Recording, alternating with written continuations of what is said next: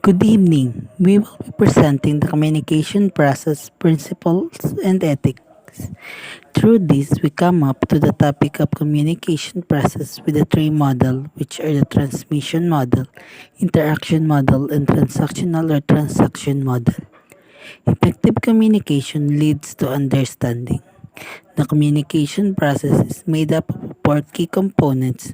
Those components include encoding, medium of transaction, decoding, and feedback. There are also two other factors in the process, and those two factors are the present in the form of sender and the receiver. The transmission model of communication describes as a one-way linear process which a sender encodes a message and transmits it through a channel to a receiver who decodes it.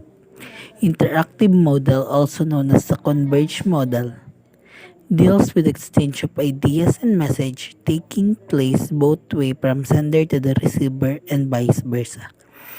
The transaction model of communication described as a process in which communicator generates social realities within social, relational, and cultural contexts. Using this, we will be answer the following guidelines. What are the basic principles presented? What particular function of communication is applied in your blog? And what ethical considerations of communication that must be applied in your blog making? So let's move on to the discussion of the guideline. Letter A. What are the basic principles presented? So the basic principles presented in the communication processes is the we can exchange information, thoughts in a way or another on daily basis with different people. We can exchange of thoughts or information to convey different messages by using the verbal, written, or non-verbal medium is known as communication. So here in verbal, we can include the three parts communication processes in the video, which are the transmission model, interaction model, and the transaction model. So the transmission model, um, it is siya yung parang mayroong sender and receiver. This sender is encoding a message na sasabihin sa receiver.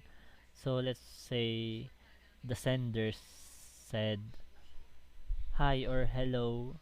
So the message will travel through receiver. So that message is called channel.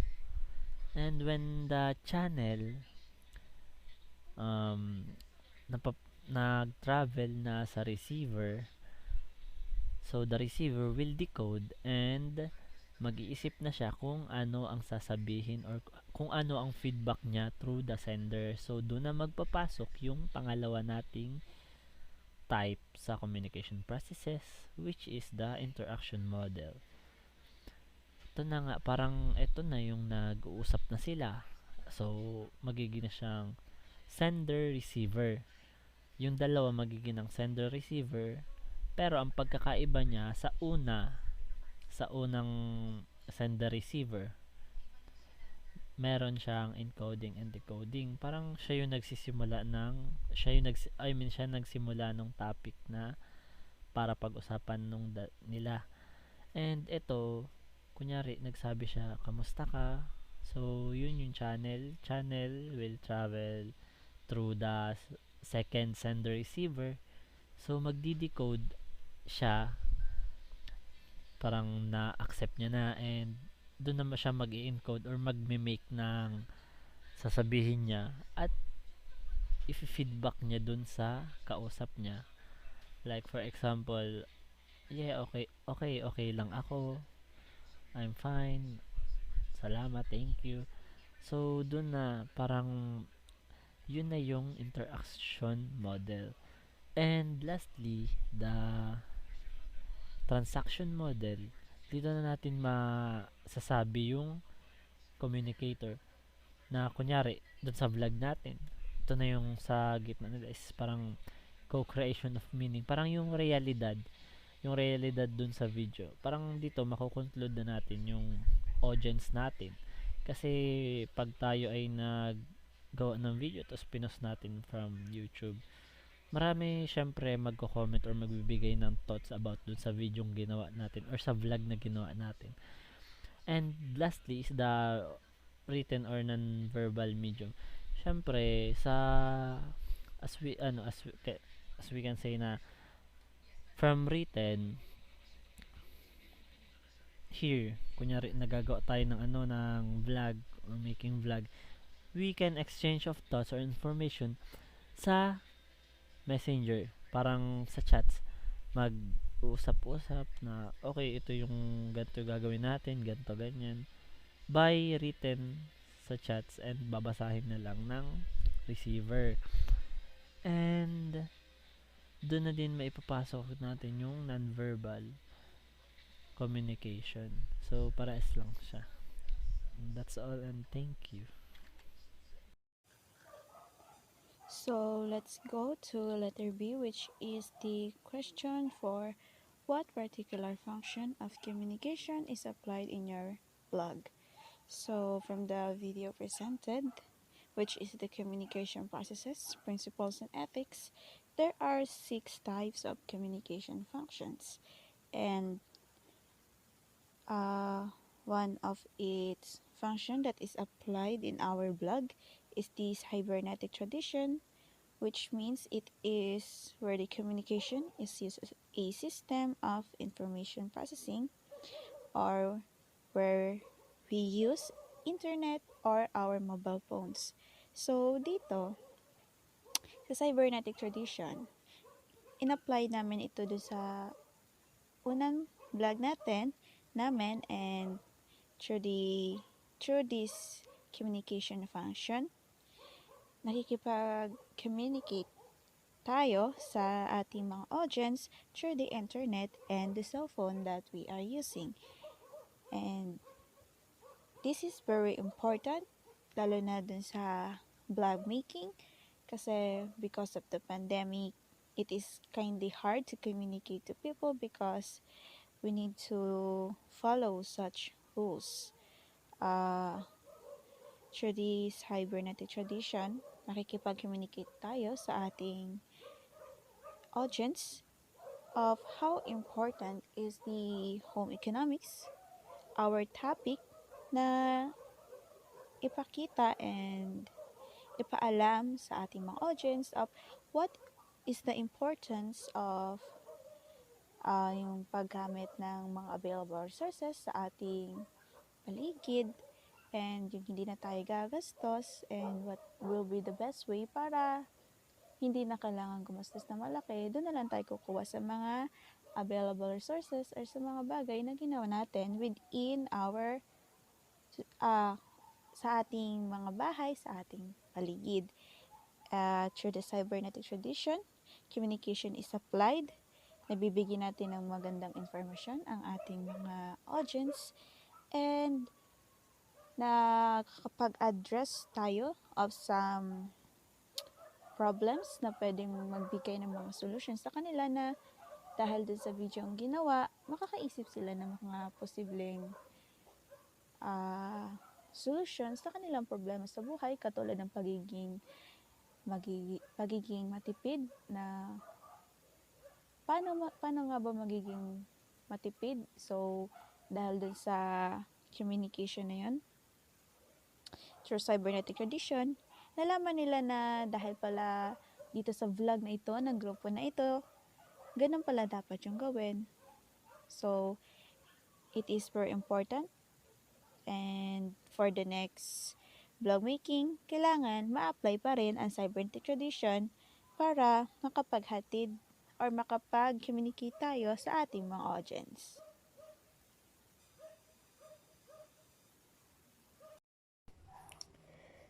For letter C, what ethical consideration of communication that must be applied in your vlog making? I think all the contents of communication ethics should be applied in our vlog, because logos, pathos, and ethos is very essential sa vlog making natin. Like for example, yung sa logos, it should be honest, it should have an integrity. So same, so kailangan natin siyang i-apply sa ating vlog na dapat lahat ng mga maipapakita natin dun sa vlog natin is pure honesty, pure, kumbaga, pawang katotohanan lamang. Walang mga kasinungalingan, walang mga fake news, mga ganun. Kumbaga, everything na sasabihin natin, may papakita natin doon, is based from our experience, from the professional experiences, from their perspective, na i-apply natin or isasama natin sa vlog making natin. Na sa tingin natin will gonna give a big impact sa mga viewers na makakapanood. And also, it should also have a pathos, means there's an emotions involved, di ba? Parang kahit sa ano namang aspeto, di ba?